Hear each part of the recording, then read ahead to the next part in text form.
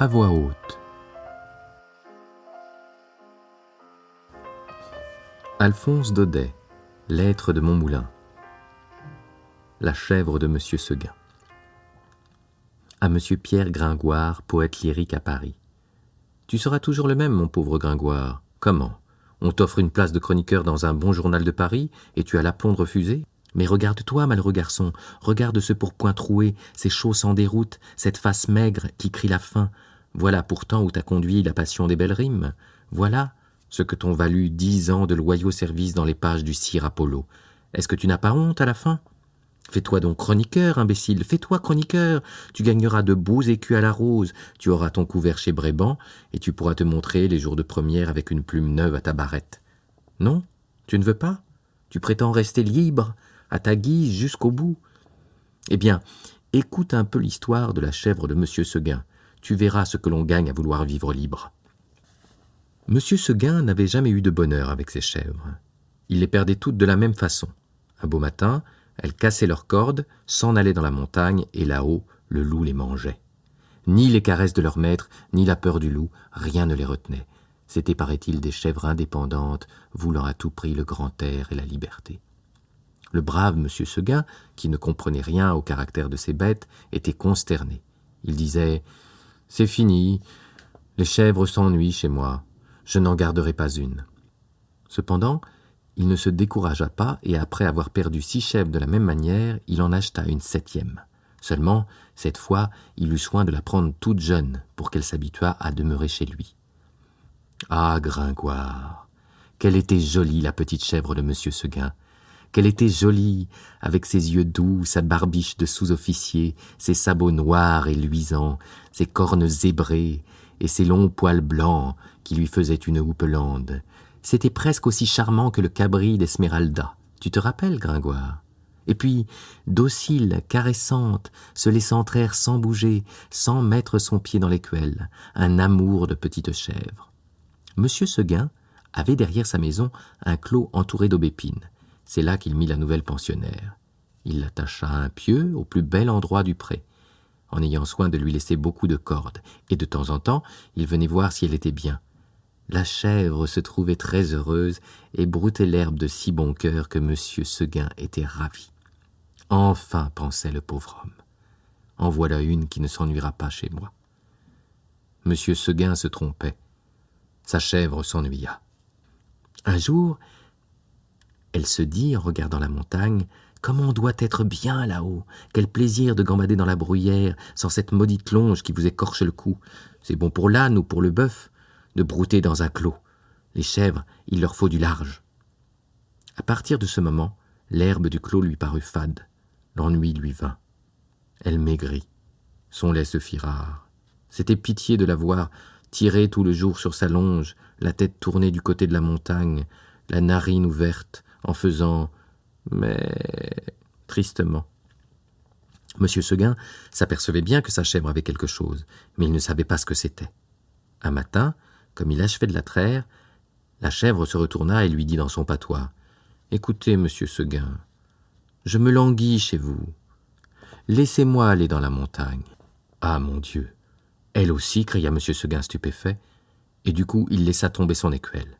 Puis, s'asseyant dans l'herbe à côté de sa chèvre, « Comment, Blanquette, tu veux me quitter ?» Et Blanquette répondit « Oui, Monsieur Seguin. Est-ce que l'herbe te manque ici ?»« Oh non, Monsieur Seguin. Tu es peut-être attaché de trop court. Veux-tu que j'allonge ta corde ?»« Ce n'est pas la peine, Monsieur Seguin. Alors qu'est-ce qu'il te faut? Qu'est-ce que tu veux ?»« Je veux aller dans la montagne, Monsieur Seguin. »« Mais malheureuse, tu ne sais pas qu'il y a le loup dans la montagne. Que feras-tu quand il viendra ?»« Je lui donnerai des coups de corne, Monsieur Seguin. »« Le loup se moque bien de tes cornes. Il m'a mangé des biques autrement encornées que toi. Tu sais bien, la pauvre vieille Renaude qui était ici l'an dernier, une maîtresse chèvre, forte et méchante comme un bouc. Elle s'est battue avec le loup toute la nuit. Puis le matin, le loup l'a mangée. Pécaire, pauvre Renaude. Ça ne fait rien, Monsieur Seguin.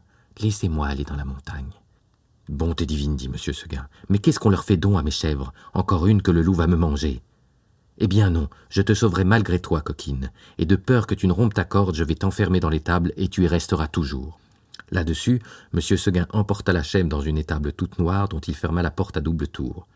Malheureusement, il avait oublié la fenêtre, et à peine eut-il le dos tourné que la petite s'en alla. « Tu ris, Gringoire, parbleu.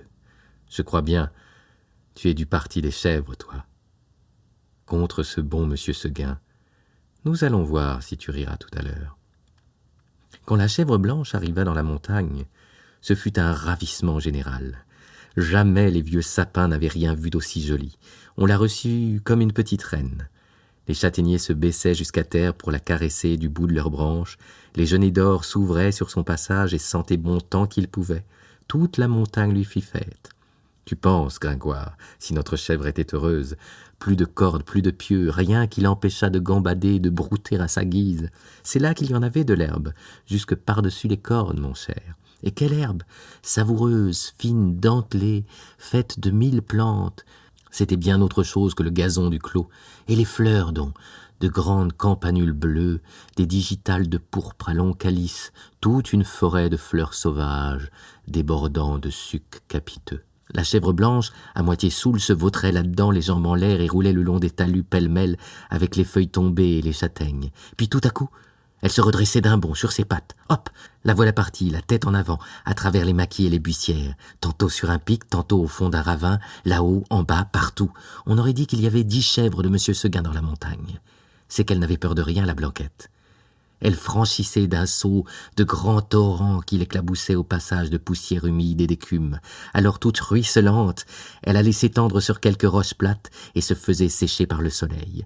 Une fois, s'avançant au bord d'un plateau, une fleur de cytis aux dents, elle aperçut en bas, tout en bas, dans la plaine, la maison de monsieur Seguin, avec le clos derrière. Cela la fit rire aux larmes. « Que c'est petit, dit-elle. Comment ai-je pu tenir là-dedans ?»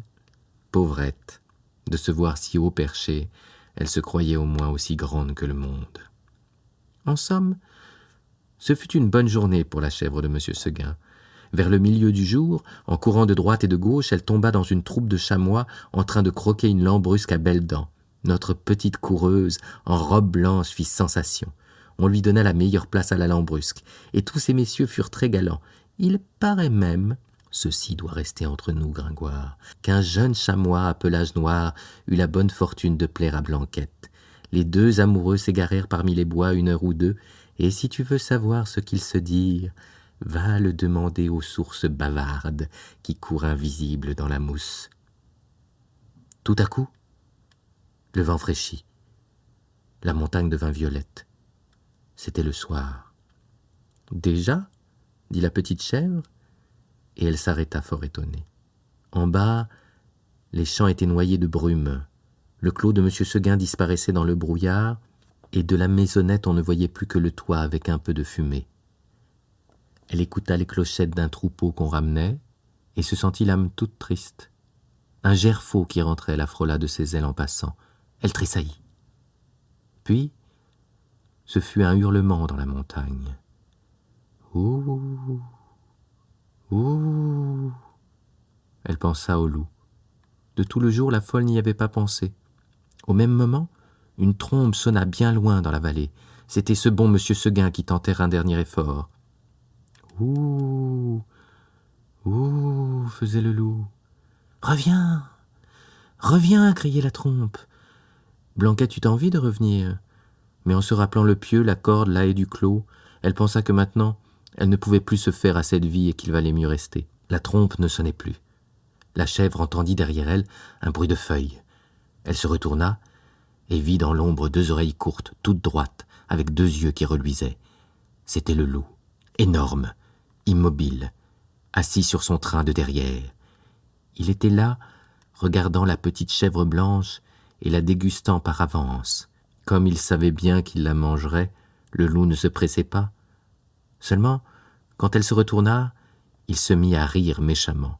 « Ha ha ha ha ha ha, la petite chèvre de monsieur Seguin !» Et il passa sa grosse langue rouge sur ses babines d'amadou. Blanquette se sentit perdue. Un moment, en se rappelant l'histoire de la vieille renaude qui s'était battue toute la nuit, pour être mangée le matin, elle se dit qu'il vaudrait peut-être mieux se laisser manger tout de suite.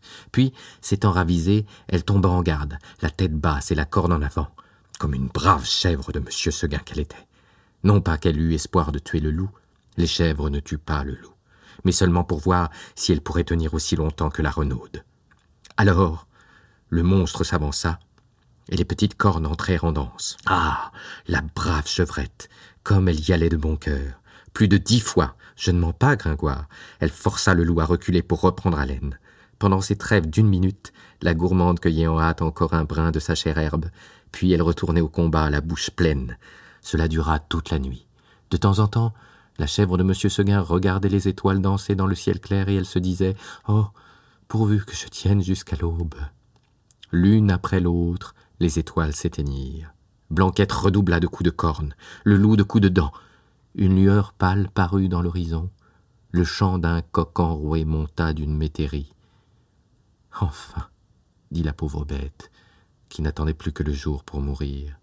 Et elle s'allongea par terre dans sa belle fourrure blanche, toute tachée de sang. Alors, le loup se jeta sur la petite chèvre et la mangea. Adieu, Gringoire. L'histoire que tu as entendue n'est pas un conte de mon invention. Si jamais tu viens en Provence, nos ménagers te parleront souvent de la cabro des Moussousseguin que se batéguait toute la nuit, aimait Loulou, et puis, loup matin, Loulou l'a mangé. Tu entends bien, Gringoire. Et puis, loup matin, Loulou l'a mangé.